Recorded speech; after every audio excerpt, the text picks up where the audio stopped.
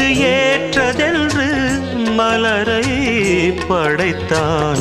தலைவனும் மாலை என்று சூடிக்கொள்ளத்தான்.